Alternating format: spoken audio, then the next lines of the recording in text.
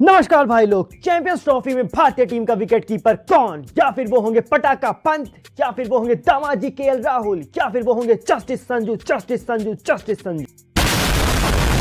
जगह है दो और खिलाड़ी है पूरे तीन। देखना है किसकी लगेगी लॉटरी और कौन होगा टीम इंडिया के बाहर। स्वागत है आपके YouTube चैनल क्रिकेट विद चौका में, क्योंकि जो टिपा खा के जाए उसे चौका कहते हैं। अब हम बात कर लेते हैं दामाद जी की। क्या दामाद जी पधारेंगे चैंपियंस ट्रॉफी के अंगने में, यानी कि केएल राहुल के ओडीआई स्टैट्स के बारे में। केएल राहुल ने अब तक ओडीआई फॉर्मेट में 77 मैचेस खेले हैं, जिसमें उन्होंने 2851 रन बनाए, वो भी 49.1 की एवरेज से, और जिसमें उनका स्ट्राइक रेट रहा था 87.6 का। अगर हम लोग केएल राहुल के फील्डिंग और विकेट कीपिंग स्टैट्स के बारे में बात करें तो उन्होंने अब तक 63 कैचेस पकड़े हैं ओडीआई में और 4 रन आउट करे हैं और 5 स्टंपिंग की हैं as a wicket keeper. Overall stats KL Rahul का ओडीआई फॉर्मेट में बहुत ही शानदार है। 87-88 का स्ट्राइक रेट और 49 का इनका एवरेज बहुत ही बढ़िया है। पर सबको हेडर, कहीं ये ना कर दे वही गलती। 19 नवंबर 2023 के वर्ल्ड कप फाइनल में जो इनकी पारी आई थी ना, वो टुक टुक टुक टुक वाली, सबको यही चीज का डर है। तो इसके लिए हम पहले चेक कर लेते हैं ऋषभ पंत और संजू सैमसन के स्टैट्स भी। अब बात कर लेते हैं ऋषभ पटाका पंत की। क्या ये फोड़ पाएंगे अपना पटाका चैंपियंस ट्रॉफी में? तो ऋषभ पंत का ओडीआई स्टैट्स है 31 मैचेस में 871 रन बनाए इन्होंने, वो भी 33.5 की एवरेज से, और 106 का स्ट्राइक रेट है, 106 का स्ट्राइक रेट।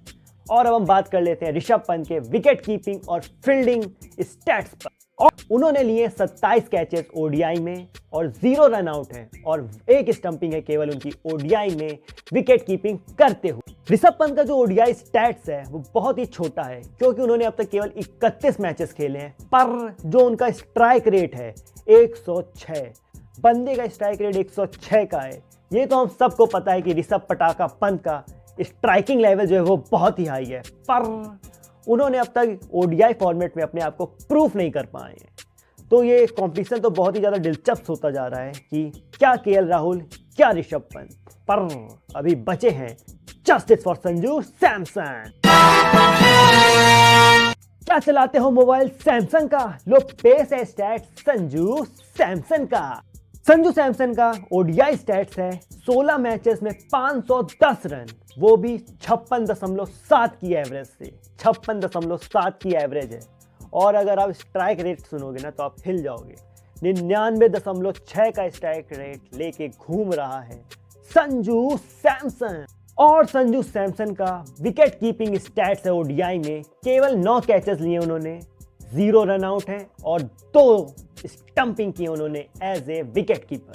संजू सैमसन का भी जो स्टैट्स है ओडीआई फॉर्मेट में वो अभी बहुत ही ज्यादा लिमिटेड है, केवल 16 मैचेस खेले हैं, पर जो एवरेज है भाई वो बहुत ही खतरनाक है, 56.7 का एवरेज।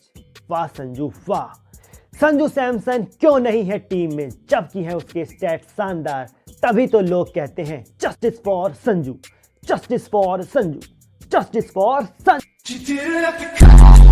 अब ये बातें तो हो गई स्टैट्स की, पर वो 2 विकेट कीपर कौन से होंगे जो जाएंगे चैंपियंस ट्रॉफी के स्क्वाड में, और वो 1 विकेट कीपर कौन होगा बदनसीब जो जाएगा बाहर?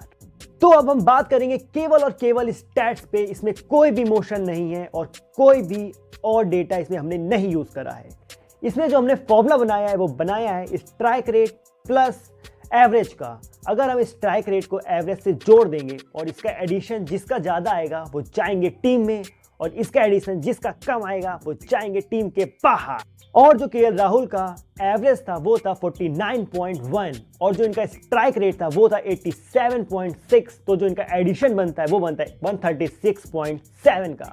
और अब बात कर लेते हैं ऋषभ पंत की। तो जो ऋषभ पंत का स्ट्राइक रेट है वो है 106.2 का और जो उनका एवरेज है वो है 33.5 का, तो जो उनका एडिशन बनता है वो बनता है 139.7 का। और लास्ट में बचते हैं संजू सैमसन, और इनका जो स्ट्राइक रेट है वो है 99.6 का और जो इनका एवरेज है वो है 56.7 का, तो जो इनका एडिशन बनता है वो बनता है 156.3 का।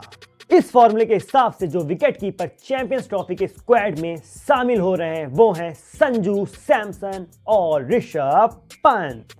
जो एक विकेट कीपर बाहर हो गए हैं वो है केएल राहुल। इनको 19 नवंबर 2023 के वर्ल्ड कप फाइनल में खेली गई पारी का खामियाजा भुगतना पड़ेगा अब। और जो विकेट कीपर प्लेइंग 11 में खेलेंगे इस फॉर्मूले के हिसाब से वो होंगे संजू सैमसन, और वो मेरी भी फर्स्ट चॉइस विकेट कीपर होंगे इस बार चैंपियंस ट्रॉफी के लिए। और आप अपनी राय कमेंट बॉक्स में देना ना भूलिएगा कि कौन सा विकेट कीपर चैंपियंस ट्रॉफी में इंडियन टीम की प्लेइंग 11 में विकेट कीपिंग करता हुआ नजर आएगा। तब तक के लिए